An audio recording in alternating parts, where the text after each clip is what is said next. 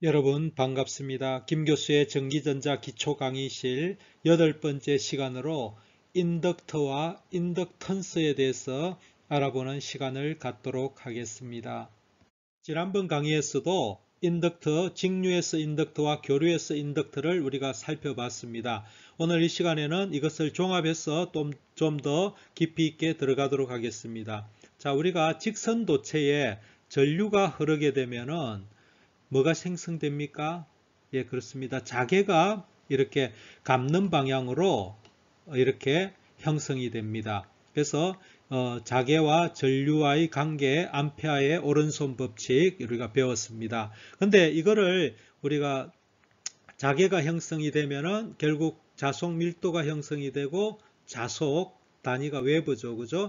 자속이 형성이 됩니다. 그럼 이 자속을 증가시키는 방법은 이제 두 가지로 크게 구분하는데 이 턴수를 코일의 감은 횟수를 이렇게 증가하게 되면은 n을 증가하게 되면은 우리가 파이는 n 파이라는 그런 관계가 있기 때문에 감은 횟수에 비례해서 자속이 증가됨을 우리가 알 수가 있습니다. 또 하나의 방법은 투자율을 이렇게 증가하는데, 자, 여기 이 자속 속에 지금 공기가 있는데 이 속에 페라이트라든지 강자 성체를 우리가 뮤가 아주 투자율이 큰 것을 이렇게 하게 되면은 똑같은 자개라도 뮤가 커지게 되면은 B가 자속 밀도가 커지게 됩니다. 그러면은 이거를 BDS 한 것이 파이기 때문에 전체적으로 이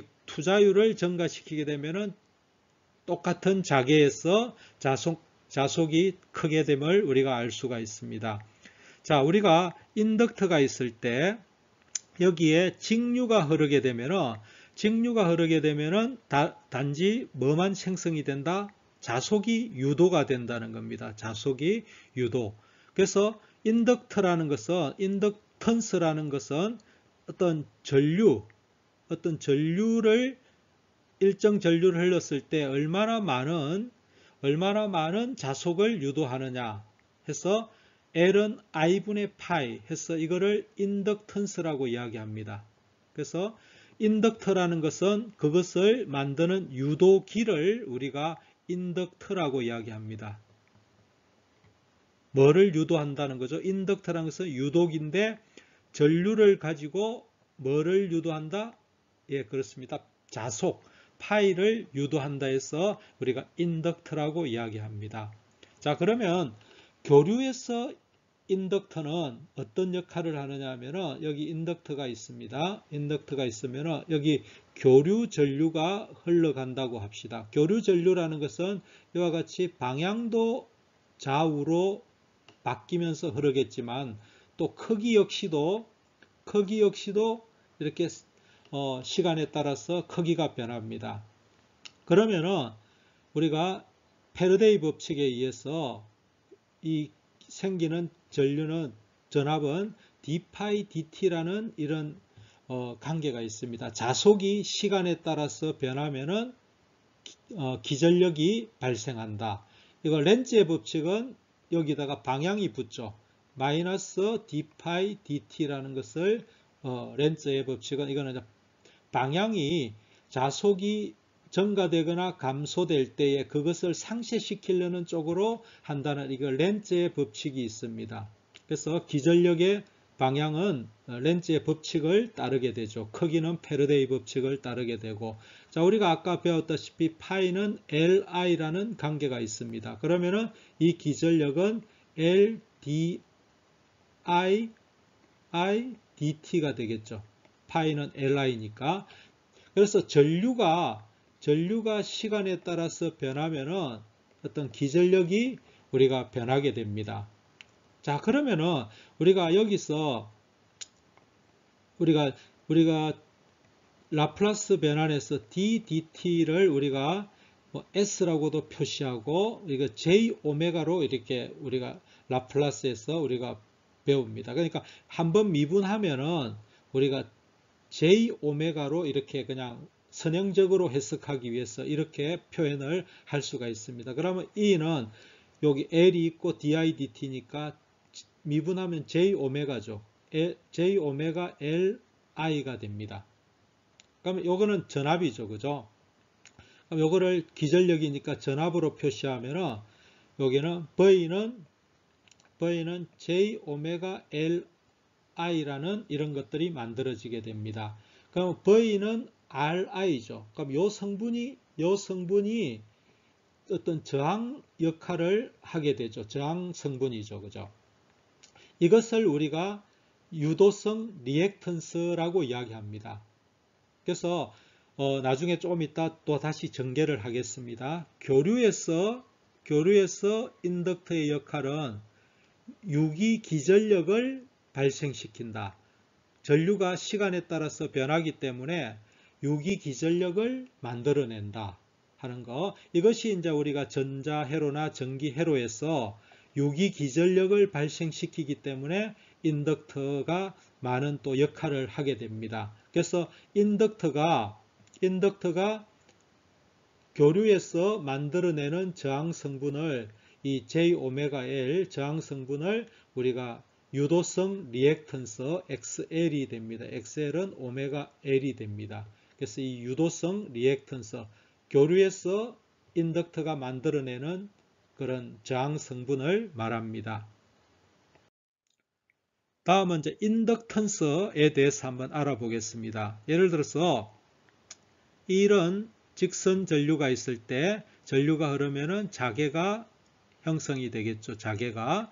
그럼 자개는 뭐를 만듭니까? μH를 곱하게 되면은 자속 밀도가 되고 이것을 그 주변을 단위 면적이 아니라 그 면적에 대해 적분을 하게 되면은 총 자속이 나오게 됩니다. 그래서 전류는 결국 뭐를 유도합니까? 자속을 만들어내죠. 그래서 전류가 1A일 때 어떤 자속을 10웨버를 만들어냈다 이거죠. 그러면은 이거를 조금 더 한번 두 번을 감겠습니다. 두 번을 이렇게 감으면은 똑같은 전류를 흘려도 1A를 흘려도 이 코일에서는 100웨버를 만들어 내겠죠. 그죠? 그러면 요거는 우리가 요 인덕턴스, 그러니까 인덕턴스라는 것은 전류를 가지고 자속을 만들어냅니다. 비율을, 이 능력을 우리가 인덕턴스라고 합니다. 아까 인덕터라는 것은 유도기라고 그랬죠. 그죠? 이거는 턴스라는 것은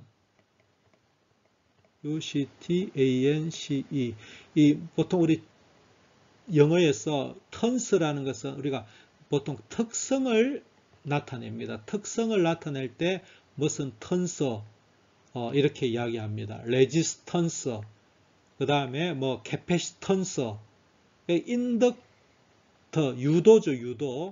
유도 특성을 나타내는 지수가 인덕턴스입니다. 유도를 얼마나 잘하는지 그 특성을 나타내는 지수를 우리가 인덕턴스라고 이야기합니다. 턴스라는 것은 우리가 항상 무슨 그 나타내는 특성 지수를 이야기한다고 보시면 됩니다. 그래서 우리가 여기서 인덕턴스라는 것은 같은 전류를 가지고 얼마나 많은 자속을 만들어내는지의 비율을 인덕턴스가 됩니다. 그러면 요 앞에 전류 1A를 가지고 10웨버를 만들어내니까 이거는 10 단위가 헨리가 되겠죠. 우리가 인덕턴스 단위는 헨리가 됩니다. 헨리는 우리가 굉장히 크기 때문에 실제에서는 밀리 헨리나 마이크로 헨리 등이 많이 사용이 됩니다. 근데 이제 이런 것들도 알아두시고 헨리 단위를 헨리 쓴다는 거. 그 다음에 요 같은 경우에는 1A를 가지고 100웨버의 자속을 만들어냈다. 이거는 우리가 I분의 파이를 하게 되면은 100 헨리가 될 겁니다. 헨리 이렇게 기호로 표시합니다. 인덕턴스라는 것은 유도 특성 지수다 이거죠. 그러니까 뭐 전류를 가지고 자속을 얼마나 잘 만들어내는지 그거를 나타내는 지수가 인덕턴스가 되겠습니다. 자, 다음은 이제 리액턴스입니다. 아까 리액턴스 두 가지가 있다 했습니다. 인덕터가 교류 신호를 받아서 나타내는 저항 성분을, 이거는 교류에서 저항 성분을 우리가 리액턴스입니다. 자, 아까도 이야기했다시피 리액턴스, 리액턴스, ANCE죠. 그죠? 이거는 뭐라고 했습니까? 어떤 특성 지수라 그랬죠. 그죠? 성질, 어떤 것을 나타내는. 그럼 리액트라는 것은 뭐냐면 반응입니다. 반응. 리액터, 반응을 나타내는 특성 지수죠. 즉 무슨 말이냐면은 인덕터가 이렇게 있으면은 여기에 교류 전류를 가하게 되면은 직류에서는 이제 파이가 만들어지지만은 이 전류에 의해서 전류가 시간에 따라서 변하면은 자속이 시간에 따라서 변할 거고, 이 자속은 뭐를 만들어내냐면은 아까 이야기했다시피 유도 기전력을 만들어낸다고 했습니다. 그죠? 그럼 전류가 이렇게 시간에 따라서 확 변하게 되면은 기전력에 대한 반응이 나오죠. 그죠? 반응. 그래서 이런 반응을 나타내는 지수. 그러니까 전류가 기전력을 만들어내는 그런 캡 인덕터가 반응을 보이죠. 이래서 얼마나 그런 많은 반응을 보이는지를 나타내는 것을 우리가 리액턴스라고 합니다. 그러면은 이 리액턴스, 이게 이제 인덕터가 갖는 리액턴스 성분은 유도성 리액턴스가 될 것입니다. 그래서 이거는 우리가 이렇게 있으면은 이 전류, I의 전류가 있지 않습니까? I가 이렇게 교류가 이렇게 하려면 주파수가 있겠죠. 주파수를 높여보면은, 이것을 높여보면은 이 인덕터를 통과하게 되면은 어떤 저항 성분이 커지게 됨을 알 수가 있습니다. 그래서 XL이 커지게 됩니다. 주파수에 비례하게 되죠. 그래서 우리가 이렇게 그릴 수가 있습니다. 어떤 주파수를 변화시키게 되면은 요 XL은 이렇게 주파수에 비례해서 이렇게 증가됨을 알 수가 있습니다. 그래서 이것을 식을 써보니까 요 인덕터에도 비례하고 이 유도성 리액턴스 저항 성분은 인덕턴스에도 비례를 하고 주파수에도 비례를 합니다. 그래서 이걸 오메가라고 하는데 2πfL이 됩니다. 공식이. 그래서 유도성 리액턴스는 오메가 L이고 이것을 2πfL로 표시를 하게 됩니다. 즉 다시 정리를 하게 되면은 우리가 인덕터가 갖는 교류에서 교류 저항을 뭐라고 합니까? 그렇습니다. XL 유도성 리액턴스라고 합니다. 그죠? 요거의 크기는 얼마가 됩니까? 오메가 L이라는 거죠. 그래서 이거는 주파수에 바로 비례한다는 거, 인덕터의 크기에도 비례한다는 거. 그래서 리액턴스 정의를 잘 알아두시면 되겠습니다. 다음에 또 강의를 하겠지만은 커패시터가 갖는 교류 저항 성분을 우리가 XC라고 하고 이거를 용량성 리액턴스라고 이야기를 합니다. 이것도 우리가 좀 나중에 하겠지만 오메가 C분의 1이 됩니다. 즉 이것도 2πf C분의 1이라는 것을 또 같이 기억을 해두시면 도움이 되겠습니다. 예, 다음은 인덕터의 연결에 관한 것입니다. 하나의 이제 인덕터가 이렇게 존재하는데 직렬로 L2를 이렇게 연결을 했다고 하는 경우 직렬로 연결입니다. 요거는 이와 같이 L1하고 L2를 이렇게 병렬로 연결하는 경우입니다. 우리가 저항연인 경우 서로 이게 뮤추얼 인덕턴스가 없다고 했을 때 전체 합성 인덕턴스는 이와 같이 L1하고 L2를 더하면 됩니다. 요거는 L은 L1하고 L2가 병렬로 연결되어 있기 때문에 요거는 더한 것분의 저항과 같이 L1, L2로 이렇게 계산을 하면 되겠습니다. 근데 문제는 이제 고학년이 됐을 때 서로 요 사이에 상호 결합 뮤추얼 인덕턴스가 존재한다고 했을 때 합성 임피던스는 좀 달라집니다. 그때는 요 감은 방향, 그 코일을 감은 방향을 고려를 해야 됩니다. 자, 이렇게 서로 코일을 이렇게 같은 방향으로 감았다 했을 때 점을 이렇게 찍습니다. 반대로 코일을 이렇게 반대 방향으로 이렇게 서로 엇갈리게 반대 방향으로 감았다 했을 때 이거를 우리가 가극성이라고 이야기하고 이거를 우리가 감극성이라고 이야기를 합니다. 그래서 이때는 우리가 가극성일 때는 전체가 L1 플러스 L2의 플러스 2배의 뮤추얼 인덕턴스로 합해지고 밑에 감극성일 경우에는 L1 플러스 L2의 마이너스 2M으로 이렇게 그 성질이 나타나게 됩니다.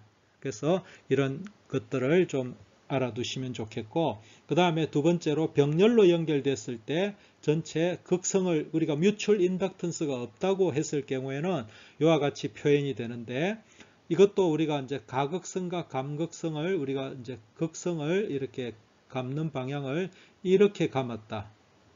가극성하고 그 다음에 이렇게 서로 엇갈리게 반대 방향으로 감았을 경우 이 두 가지 경우에 대해서 한번 생각해야 되는데, 첫 번째 이 같은 경우에 가극성인 같은 경우에 인덕턴스가 커지게 되겠죠. 여기 M이 존재를 한다 이거죠. 그러면은 자, 기본식이 이렇게 됩니다. L1 플러스 L1 L2가 되죠. 여기다가 뭐가 더 합해지냐 하면은 자, 여기에 마이너스 M의 제곱을 써주시고 여기에 똑같이 여기도 두 개를 쓰겠습니다. 이거 두 번째 요 감극성일 때 L1 플러스 L2의 L1 L2 이게 병렬로 연결된 곱이죠. 그죠? 그러면 여기다가 똑같이 분자에는 똑같습니다. 뮤추얼 인덕턴스 제곱을 해주고, 자, 요거는 가극성일 때는 커지죠. 인덕턴스가 이 전체가 커지니까 요거는 마이너스 2M을 해주시면 됩니다. 여기는 플러스 2M을 해주시면 됩니다. 나머지는 다 똑같은데 요 부분만 다르죠. 요 부분만 다른데 전체적으로 뭐 여러분들이 암기하실 때는 전체적으로 이렇게 가극성 했을 때는 인덕턴스가 전체적으로 커지고 이거는 줄어들죠. 서로 상쇄시켜서 줄어들기 때문에 분모가 이렇게 커지고 작아지고 하는 그것만 다르다는 거 알아두시면 되겠습니다. 이상으로 인덕터에 대해서 연결법과 여러 가지 인덕턴스 여러 가지 성질들을 알아봤습니다. 이상으로 인덕터와 인덕턴스에 대한 강의를 마치도록 하겠습니다.